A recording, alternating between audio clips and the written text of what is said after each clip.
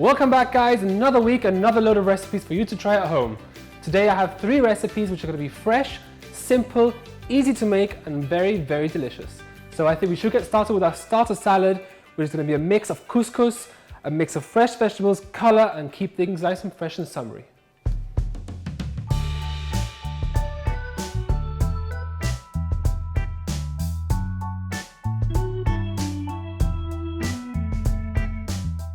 So we're taking inspiration from the Mediterranean today.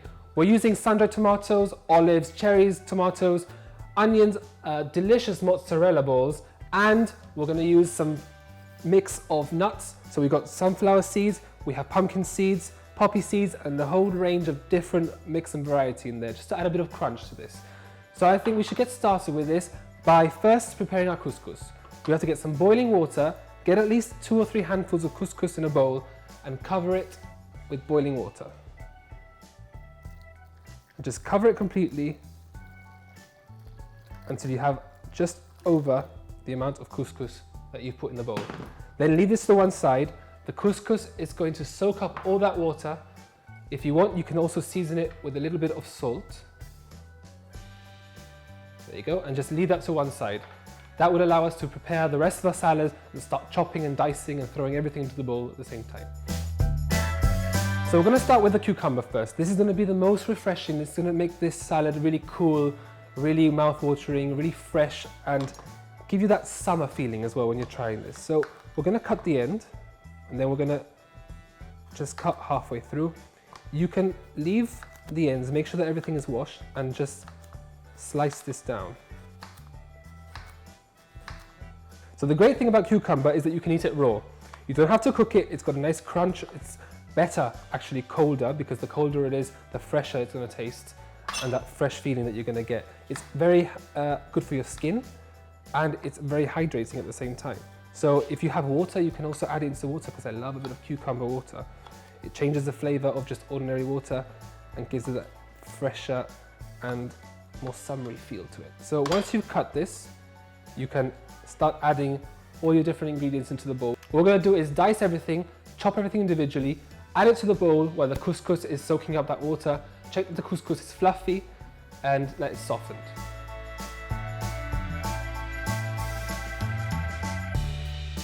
So to continue with this Mediterranean theme, I'm going to try more Italian style ingredients. I'm going to take sun-dried tomatoes and mozzarella balls, and this is also going to go with the theme of the show today, because apart from this salad, I'm going to make saltimboca later on, which you'll find out what it is if you don't already know. So we're going to get some sun-dried tomatoes. So these sun-dried tomatoes, I find they're just beautiful because they're already mixed in oil, mixed with herbs. They're seasoned to perfection, and you can add as many as you want. So if you want this, so quite a sun-dried tomato taste, just keep adding more. If you just want to use less, use a few, but I suggest that you should anyway use at least 2 or 3 sun-dried tomatoes in your salad. They're going to be soft and they're not going to be too crunchy, but it's going to counterbalance the rest of the ingredients that we're going to use today.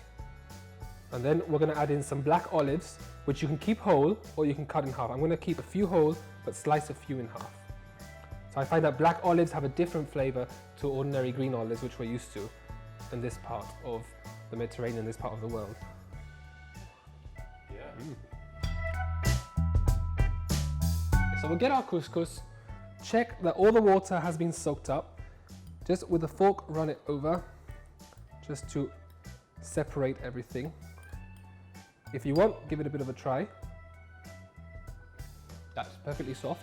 So all we have to do now is mix the rest of the ingredients together and chop a bit of that mozzarella ball. So in a big bowl, we'll add in some of the couscous.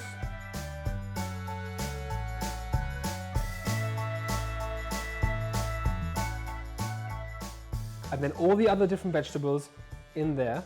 Mix it all together, just carefully, not to throw it all out. You can use your hands at this point. Then with the fork, just mix it and add in some leaves, which you've got rocket and lamb's lettuce. So mix it together. What we're going to do finally is get the mozzarella balls. You can get 1 mozzarella ball, or you can also buy smaller mozzarella balls and just throw them in whole. But if you get 1 big one, just chop it down to smaller parts. Then add this in to your salad as well. Mix it all up and finish this off with a sprinkling of the mixed nuts, the sunflower seeds, the pumpkin seeds, the poppy seeds and everything. We'll mix this in there, season it with a bit of pepper,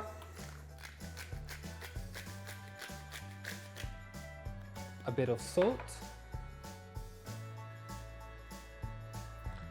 and a drizzle of balsamic vinegar on top, which you don't have to add, but I like that little kick of the vinegar and that the balsamic vinegar has. And finally, a little bit of oil on top. You can also sun-dried tomato oil from the tin. Okay.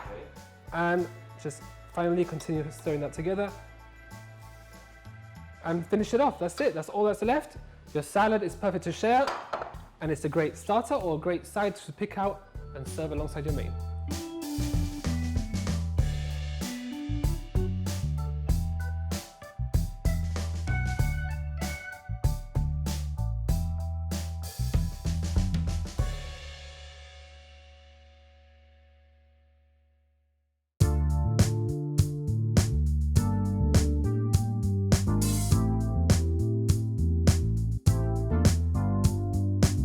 So guys, as I said before, we're going to stick to an Italian theme today. I mentioned I'm making Saltimboca alla Romana. So this is a dish that I tried when I went to Rome recently. It's an Italian dish which is just veal.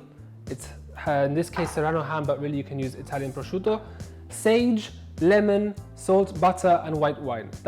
It's very basic and that's all you're going to need. What we're going to do is tenderize the meat a bit, wrap it with the ham and sage, and then cook it and fry it on the hob with some butter, some white wine, some oil. So we're going to sear it and also marinate it as we're doing it at the same time. So it stays juicy, it stays simple, and we're going to serve that with the salad that we made for the starter. So let's get started with this.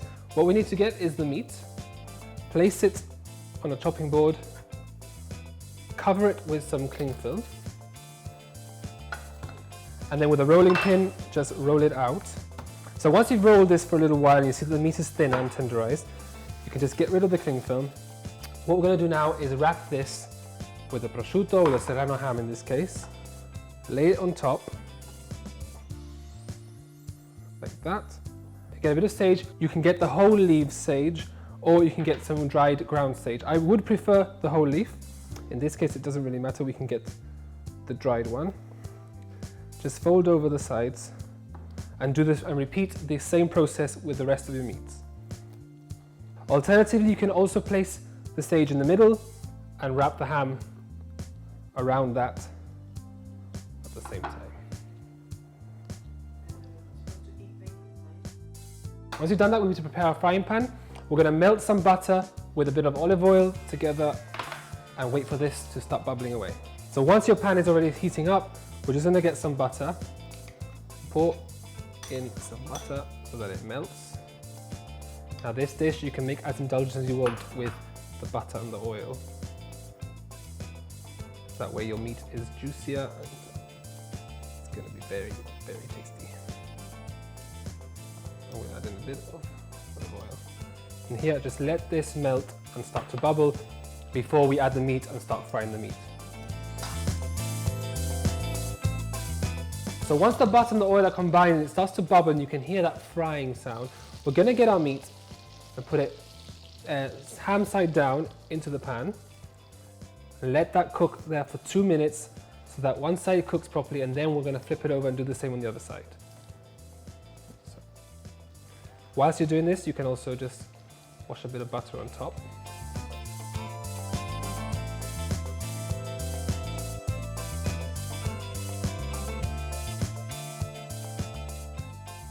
So once you've had one side cooking there for 2 minutes, you see that the ham starts to crisp and the colour's changing. Just get your white wine and pour in a dash of white wine on top as this is cooking away. The white wine's going to cook in there and combine with everything. You'll see it starts to bubble and react instantly, and you can smell it. So just leave this there to cook off the other side of the meat. So we're going to let the meat finish cooking. We're going to remove one of the meat, leave it to one side, let it sit and cook off the rest of the other meats. And then we'll finish off with a bit of lemon on top and serve it with a bit of salad.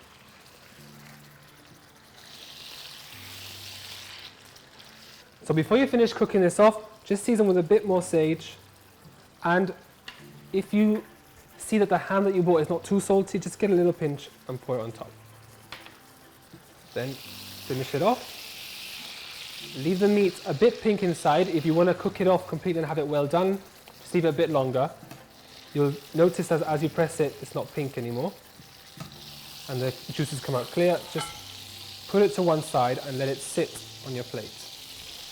So leave it there, and we'll do the same with the other meat.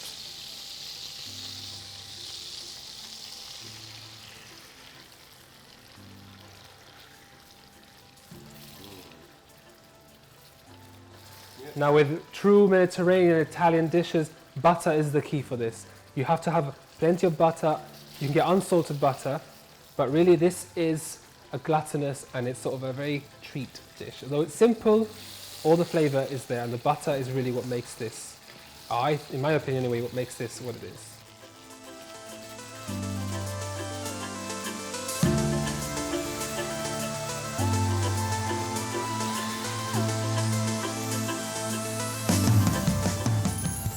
So once your meat is finished and it's almost ready to serve, you're going to get a bit of lemon and just squeeze and drizzle a bit of lemon on top. That's going to give this that citrus and fresh taste.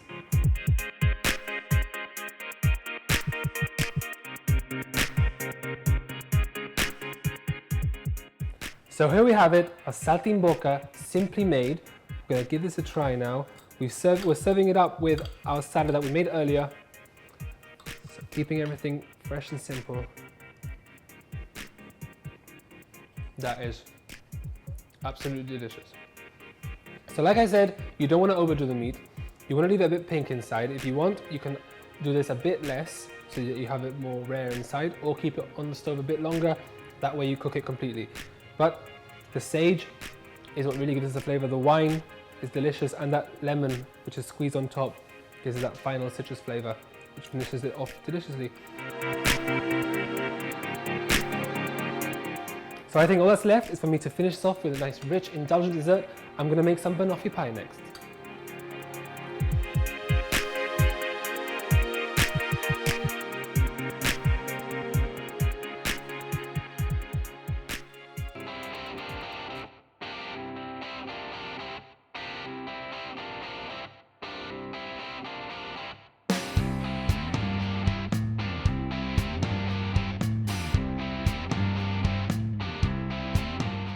So like I said before, banoffee pie is a dessert of choice for today. This is a Gibraltarian favorite. You're gonna get it in most restaurants here, and it's something which I know some people have tried making at home. So there's one very tricky key ingredient to this, and it's the condensed milk. So the condensed milk has to turn into toffee. You can buy it already made, but if you can't find it, then a tin of condensed milk from the supermarket is all you need. You just have to make sure that you boil that completely covered in water for 3 hours. Now we're not going to do that today, so I've already gone ahead and made some toffee and some condensed milk sort of caramel today. So we'll leave this to one side for later. So the first step for this is mashing up some digestive biscuits. We're going to crush them. I'm going to use this as the base of our banoffee. So like I said, we're going to use some digestive biscuits. We're going to prepare the base of these. So in this case, this time I'm not going to add any butter to this because I'm going to make this banoffee pie with a bit of a difference. Now if you notice my ingredients, I've got chocolate. So I'm going to make this with digestive biscuits at the bottom, a layer of chocolate on top, wait for that to cool down just a little bit, then add the toffee on top, the bananas, and finish it off with whipped cream. So that's going to be the banoffee today with a bit of a twist to the usual. So like I said, we'll start with the base. We're just going to spread this out on the bottom. You can make this as thin or as thick as you want. Now I don't recommend doing it too thick, otherwise you're going to have a bit of a nightmare trying to stick your spoon there and get everything out. So just be quite liberal with your digestives. You can crush them like I've got here in different sizes. You can make them as thin as you want or just keep them quite chunky. Each will just add a bit of texture to your banoffee because everything else is quite soft and quite smooth. You just want to add a bit of a crunch in there at the same time. So yeah, so make it about a finger or so deep. So once you made the digestives, all you have to do is melt the chocolate. So Using the Banyo Maria or the Bain Marie style, we're going to get some hot water, a bowl on top, and then just stir this until it's completely melted. So I use 70% dark chocolate for this. I love dark chocolate, so the darker the better, but you can use milk chocolate. You can try it with white chocolate and let me know how that turns out. But use your favorite brand. There's no really right or wrong to this.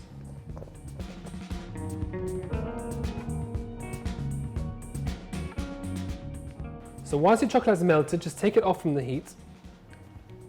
Carry on stirring to make sure that everything is completely melted, because there might be a few little chunks left over in there. Try and get everything together off from the sides, and then pour this whilst it's hot into your dish.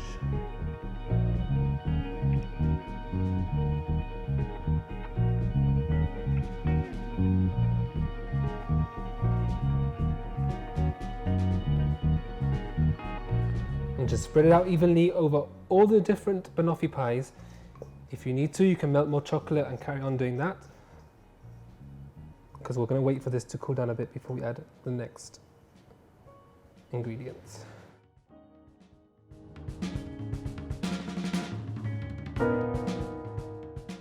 So whilst the chocolate's cooling off to one side, we've got the bananas, we've got the toffee and the cream ready to prepare the rest of these. So leave that there to sit. We're going to get our double cream, just pour it into a clean bowl, and then just whip it until you get an almost sturdy texture. But we want it to be a little bit runny so that we can then drip it on top.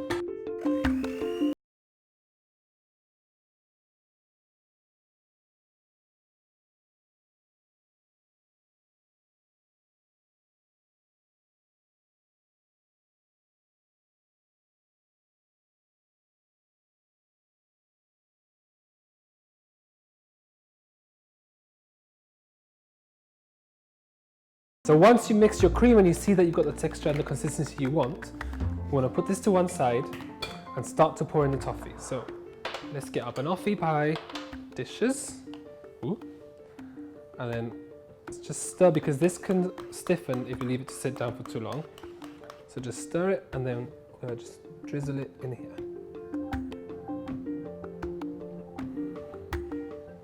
As you've seen, there's nothing healthy about this dish, so just go mad with the toffee. I mean, there's no real level of ingredients that you need to add to this. Just as long as whatever fits in your cup or in your dish, that's pretty much right. If you want less toffee, add less toffee and more chocolate, or add less toffee and more bananas. That's my Banoffee rule that I just made up with you. So keep pouring to your heart's content.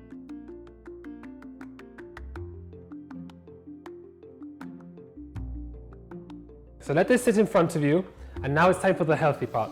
It's the bananas. So we get 4 bananas. We're going to do one by one, because we might not need all 4 this time.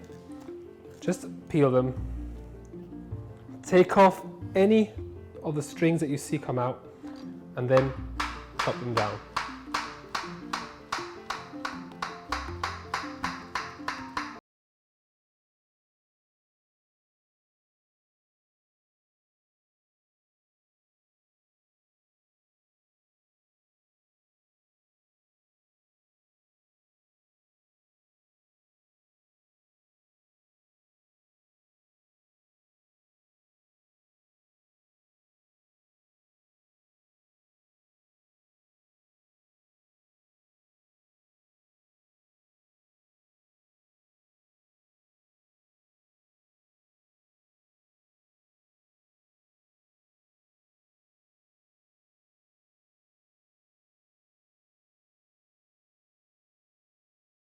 Also make this with meringue if you want. Just get some egg whites, some lemon and some sugar. Beat the egg whites until the meringue stiffens. Add a squeeze of lemon juice to make it that bit more stiff. And then slowly whip in the sugar until you see that it becomes smooth and becomes sort of the meringue that you're used to when you go to the pastry shops.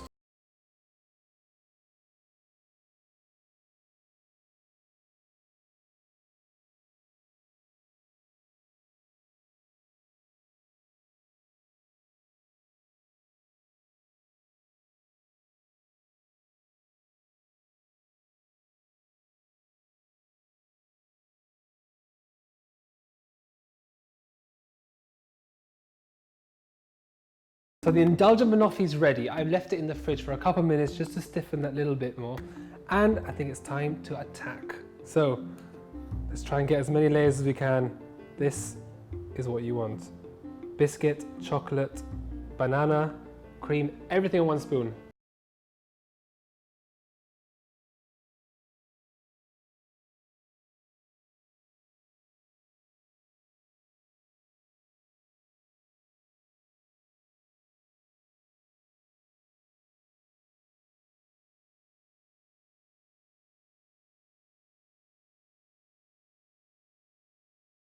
So I'm going to bid you farewell now, finish this off, and I'll see you next week with 3 more recipes, so don't forget to tune in, and I'll see you very, very